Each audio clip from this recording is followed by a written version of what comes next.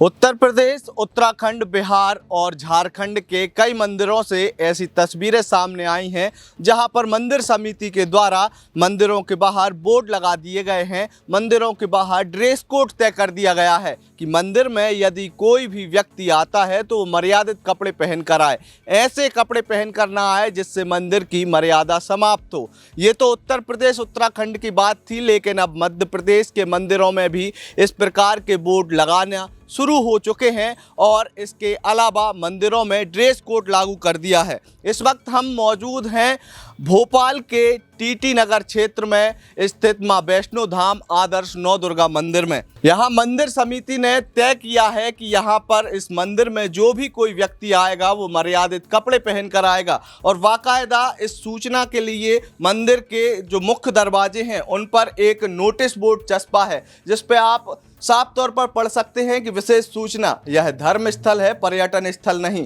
कृपया मंदिर परिसर में मर्यादित वस्त्र पहनकर ही प्रवेश करें।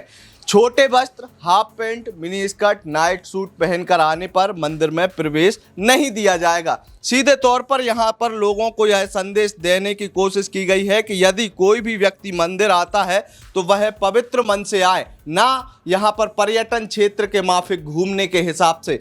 इस निर्णय को लिया है संस्कृति बचाओ मंच के द्वारा और मंदिर समिति के द्वारा। हम आज के वीडियो में बात करेंगे कि आखिर ऐसी क्या जरूरत आन पड़ी कि संस्कृति बचाओ मंच और मंदिर समिति को ये फैसला लेना पड़ा। जिस मंदिर समिति के द्वारा ये निर्णय लिया गया है उसके व्यवस्थापक और संस्कृति बचाओ मंच के प्रदेश अध्यक्ष चंद्रशेखर तिवारी जी हमारे साथ मौजूद हैं। उनसे पूछेंगे कि आखिर आपको ऐसे बोर्ड लगाने की आवश्यकता क्यों पड़ी और आपने ये निर्णय क्यों लिया। देखिए, धर्म स्थल से संस्कार उत्पन्न होते हैं, संस्कार, संस्कृति और सभ्यता। जिस धर्म स्थल पर आकर मंदिर में आने के पश्चात मन पवित्र होता है, मन श्रद्धा से झुकता है। ये कोई पर्यटन स्थल तो है नहीं कि आप वहाँ पर शॉर्ट्स पहन के आ जाएंगे, अंतरंग वस्त्र पहन के आ जाएंगे या अर्धनग्न रूप में आ जाएंगे। कोई अगर व्यक्ति यहाँ पर अनुष्ठान कर रहा है या पूजन कर रहा है तो उसका मन भटकना स्वाभाविक है।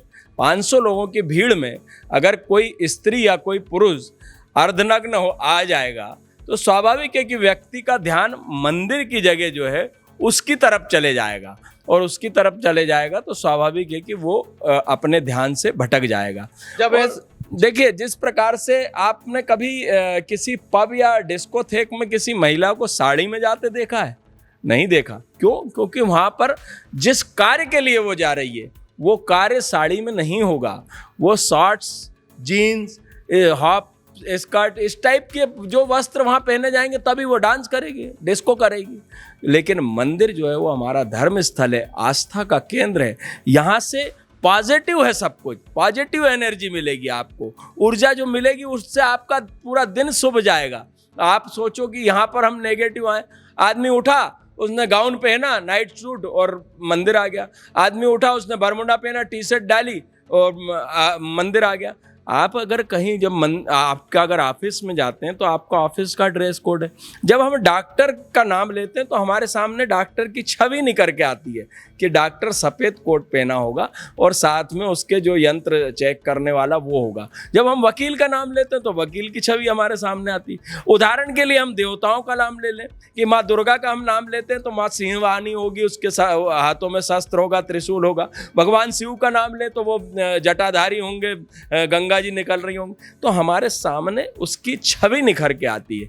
तो जब सब जगह ये चीज, और ये तो सनातन धर्म, हम ये ड्रेस कोड नहीं है, ये पारंपरिक वस्त्र हैं। जब मेरी धर्मपत्नी मेरे साथ पूजन पे बैठेगी तो स्वाभाविक है साड़ी पहनेगी और साड़ी पहनने के बावजूद भी सर पर पल्ला रखेगी। कभी आप गुरुद्वारे में, मैं कल्पना नहीं, मतलब मैं किसी से कंपैरिजन नहीं कर रहा, लेकिन जहाँ के जो नियम है उनको फॉलो करना पड़ेगा। गुरुद्वारे में आप बिगर सर पे कपड़ा बांधे नहीं जा सकते। साउथ में आज भी मंदिरों में दीपक जलते हैं, आप कहिए कि लाइट जला लीजिए, नहीं जलाने दी जाएगी। वहाँ पर लुंगी लगा के ही आपको जाना पड़ेगा, नहीं तो आपको अन्यंत्र दूसरी लाइन से जाना पड़ेगा, दूर से ही आपको भगवान के दर्शन होंगे। तो ऐसे भक्तों की हमें आवश्यकता नहीं है जिनके कारण हमारे मंदिर की सभ्यता, हमारे संस्कार और मंदिर की जो चीज़ें हैं उनको अगर कोई जो है, और अगर वो फॉलो नहीं करता तो उन भक्तों की हमें आवश्यकता भी नहीं है। कई बार ऐसे प्रश्न उठने लगते हैं कि मंदिर तो एक आस्था का केंद्र होता है और लोगों की आस्था अपने अपने हिसाब की है, तो ऐसे में मंदिर जैसे स्थानों पर जहां पर सार्वजनिक स्थान कहा जाता है, लोग आ सकते हैं, अपनी आस्था को प्रकट कर सकते हैं, तो उनके वस्त्र किसी भी प्रकार के होते हैं, तो ऐसे में आपको नहीं लगता कि कई लोगों को ये फैसला खटकेगा? देखिए, इस फैसले से जब संस्कृति बचाओ मंच ने पूरे प्रदेश में ये मुहिम प्रारंभ की और साथ में मैं पूरे देश के धर्म स्थल और तीर्थ स्थल के संचालकों से, व्यवस्थापकों से, साथ ही जहां पर सरकारों का हस्तक्षेप है वहां पर भी मैं मांग करता संस्कृति बचाओ मंच। हमने भोपाल के कई प्रतिष्ठित मंदिर, न्यू मार्केट का खेड़ापति हनुमान मंदिर, वहां पर भी हमने बोर्ड लगाया, माता मंदिर काली जी का पुराना माता मंदिर, वहां पर भी हमने बोर्ड लगाया, शनि मंदिर न्यू मार्केट, हमने वहां भी बोर्ड लगाए। भोपाल के प्रतिष्ठित मंदिरों में हमने बोर्ड लगाए हैं और सबका जो है हमको एक अच्छा संदेश मिल रहा है, सबका समर्थन मिल रहा है। रही बात आपने कहा कि स्वतंत्रता, आप बाहर से अर्धनग्न कपड़े पहन के लड़कियां या लड़के आएंगे तो बाहर जो भीड़ लड़कों की मंचलों की रहेगी उनको कौन संभालेगा? कोई घटना अप्रिय घटेगी उसको कौन संभालेगा? हम जो हमारे मंदिर की मर्यादाएं हैं उन मर्यादाओं को लागू करना हमारी जिम्मेदारी है और उसी वस्त्र में आपको प्रवेश करना है।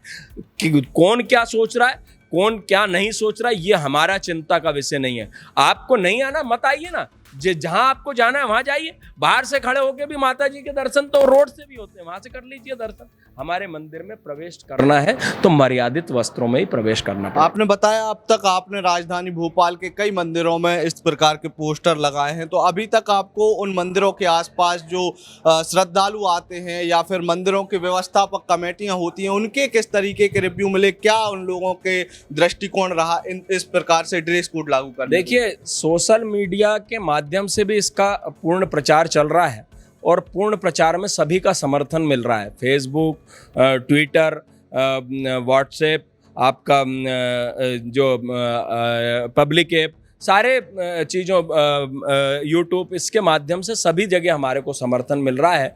और आज प्रिंट और इलेक्ट्रॉनिक मीडिया ने भी बहुत समर्थन दिया है और इस पहल पर सभी धर्माचार्यों ने भी हमारा स्वागत किया है कि यह अच्छा कार्य है और धर्माचार्यों का आशीर्वाद हमको प्राप्त हो रहा है, संतों महंतों का आशीर्वाद हमें प्राप्त हो रहा है। इसमें कहीं भी हमको किसी प्रकार की दिक्कत नहीं है और हमारी पहल से ही मध्य प्रदेश के कई मंदिरों में ये पहल प्रारंभ हो गई।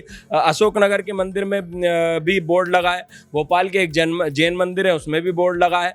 ऐसे कई स्थान है और मैं तो पूरे प्रदेश नहीं पूरे देश के धर्म स्थलों पर ही मांग कर रहा हूं कि इस प्रकार की पहल का समर्थन होना चाहिए। बिल्कुल, तो ये थे हमारे साथ इस मंदिर के व्यवस्थापक चंद्रशेखर तिवारी जी, जिनका स्पष्ट कहना है कि न केवल मध्य प्रदेश बल्कि देश भर के ऐसे पवित्र स्थल जहां पर लोग अपनी आस्था लेकर आते हैं, वहां पर इस प्रकार से पवित्र कपड़े या फिर ड्रेस कोड लागू होना चाहिए। और उन्होंने साफ तौर पर कहा कि जब भी आप किसी डॉक्टर के पास जाते हैं, वकील के पास जाते हैं, तो उनका एक अपना ड्रेस कोड होता है, उस प्रकार से किसी को विरोध नहीं करना होता उस जगह पर। तो ठीक इसी तरीके से जब मंदिरों में इस प्रकार के बोर्ड लगाए जाएं तो उनका केवल और केवल सकारात्मक परिणाम देखा जाए, इस पर किसी भी प्रकार की बहसबाजी करने की आवश्यकता नहीं है। आपको यदि हमारी ये रिपोर्ट पसंद आई हो तो आप आयुध को यूट्यूब पर सब्सक्राइब करना ना भूलें। आप हमें फेसबुक, ट्विटर और इंस्टाग्राम पर भी फॉलो कर सकते हैं। अंकित शर्मा, आयुध मीडिया, भोपाल।